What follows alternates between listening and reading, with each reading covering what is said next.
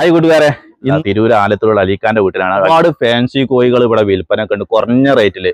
അത് ഈ മുകൾ ഭാഗത്താണ് ഈ ഫാൻസി കൂടും കാര്യങ്ങളൊക്കെ സെറ്റ് ചെയ്ത്. അപ്പൊ ഇതിനെ പൊളിച്ചിട്ട് മുകൾക്ക് വീടുണ്ടാക്കുകയാണ് അല്ലെ. വീടുണ്ടാക്കുന്നതുകൊണ്ടാണ് ഇതൊക്കെ ഫാൻസിനൊക്കെ ഒഴിവാക്കുന്നത്. അപ്പൊ അത്യാവശ്യം മേത്തക്ക് തട്ടാത്ത റേറ്റില് അലീഖ് അത് കൊടുത്ത് ഒഴിവാക്കാണ്. വേണ്ടവർക്ക് വിളിക്കട്ടെ. വിളിക്കേണ്ട നമ്പർ ഒന്നും കൂടെ പറയണം. സ്ക്രീനിന്റെ താഴത്തുണ്ടാവും, അതുപോലെ തന്നെ ഡിസ്ക്രിപ്ഷനിലുണ്ടാവും. അപ്പൊ ബാക്കി നമുക്ക് ഫാമും അതിന്റെ കാര്യങ്ങളൊക്കെ അലീഖാനോട് ചോദിച്ചറിയട്ടാ. എന്നവര് അലീഖ് അതിന്റെ ലൊക്കേഷൻ എവിടെയാണ്? ലൊക്കേഷന് ആലത്തിയൂര് കുറ്റിപ്പുറം റോട്ടിൽ പരപ്പേരി എന്ന് പറഞ്ഞ സ്ഥലത്ത്, അംഗനവാടിന്റെ മുന്നിൽ.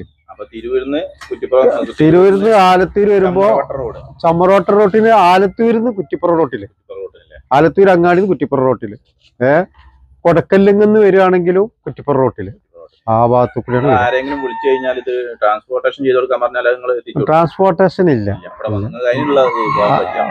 പോവാനൊന്ന് വന്ന് കൊണ്ടുപോകണമെങ്കിൽ നമുക്ക് ചെയ്യാം. ഇവിടെ അടുത്തൊക്കെ ആണെങ്കിൽ ഇപ്പൊ കോട്ടക്കല്, അതേപോലെ വളാഞ്ചേരി, അങ്ങനെ പുത്തനത്താണി ആ ഏരിയയിലൊക്കെ 30 വയ്യ. എന്നാലും ഒരു 20 കിലോമീറ്ററിനുള്ളിലാ എന്റെ ഒരു വണ്ടി ഓടിക്കലിനുള്ള ഒരു സ്കൂട്ടിമോ കൊണ്ടുപോകാൻ സഹായിക്കണത്. അത്ര ദൂരമുള്ളെങ്കിൽ കൊണ്ടുകൊടുക്കും, ഒരു 10-20 കിലോമീറ്ററിനുള്ളിൽ. നാടൻ കോഴിയും ഉണ്ട് ഇതില്.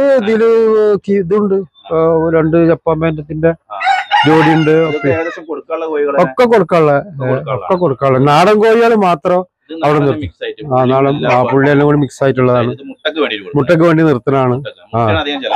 മുട്ടക്കാണ് നമ്മളിപ്പോ നാടൻ കോഴികളെ വളർത്തുന്നത്, മുട്ടച്ചിന്റെ ചെലവിന് വേണ്ടി. ഫാൻസി കോഴികളുണ്ട്, അവരെ മുട്ടയും കൊടുക്കലുണ്ട്.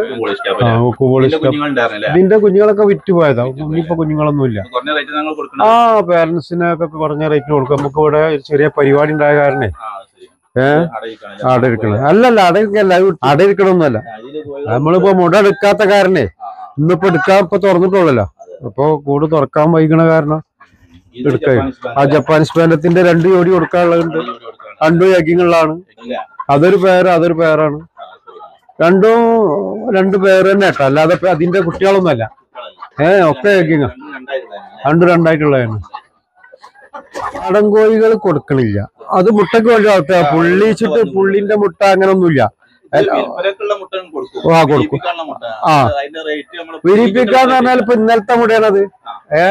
അത്രയും പുതിയ മുട ഉണ്ടാവുള്ളൂ ഇവിടെ, പഴയതില്ല. വിരിപ്പിക്കാനും കൊടുക്കാം. കൊടുക്കും. അതിന് പുള്ളി വരും, നാടൻ വരും, മറ്റേത് ഒരു പയോമി വരും, ഒക്കെ വരും. ആവശ്യമായിട്ട് വരും. ഇത് ബാൻഡത്തിന്റെ ഫാൻസികളൊക്കെ ഏകദേശം കുറഞ്ഞ റേറ്റിന് കൊടുത്ത് ഒഴിവാക്കിയിട്ട് ഒരു പദ്ധതി ഉണ്ടെന്ന് പറഞ്ഞില്ലേ. ആ പദ്ധതിക്ക് നാടനാകുമ്പോ പിന്നെ പദ്ധതി അപ്പുറത്തേക്ക് ആക്കിയാലും കുഴപ്പമില്ല. താഴത്തേക്ക് ഇറക്കിയാല് ഇതിപ്പോ വീടിന്റെ മുകളിലായതുകൊണ്ടേ ഒഴിവാക്കണ ഒരു പരിപാടിയാണ്. അതൊക്കെ ഞങ്ങൾ സെറ്റ് ചെയ്ത് തന്നെ.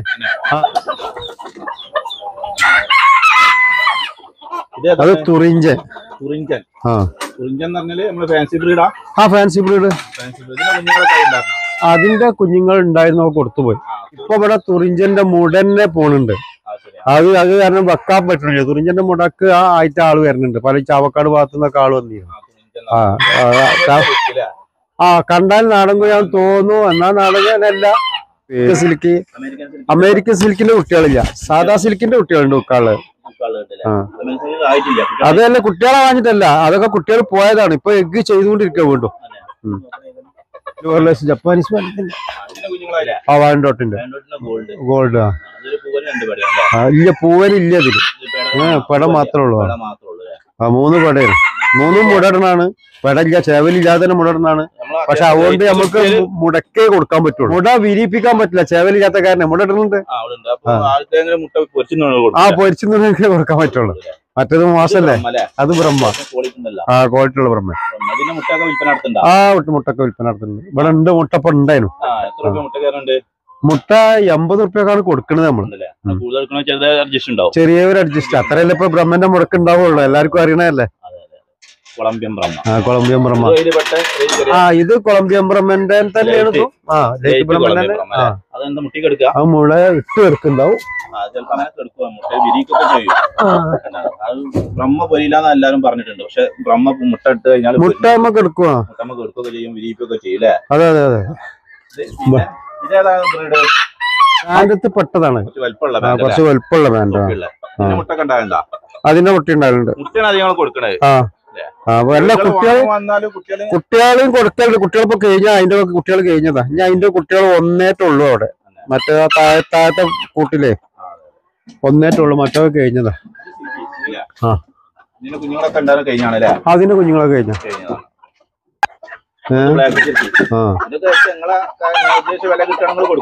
അതെ അതെ. മുട്ടങ്ങളെ എങ്ങനെ വിരിപ്പിക്കണം? ഇൻക്യുബേറ്ററിൽ രണ്ട് ഇൻക്യുബേറ്റർ ഉണ്ട്. ചിലത് കോഴികൾക്കും വെക്കൂലേ? അങ്ങനെ ഉണ്ടാ? കോഴി ഇപ്പൊ കുറച്ച് മുട വെച്ചിട്ടുണ്ട്, ഒരു 15 മുട. അത് കോഴിക്ക് വെച്ചിക്കണം. കാരണം ഇൻക്യുബേറ്റർ വെറുതെ ചാലുവാക്കണ്ടല്ലോ വെച്ചിട്ട്.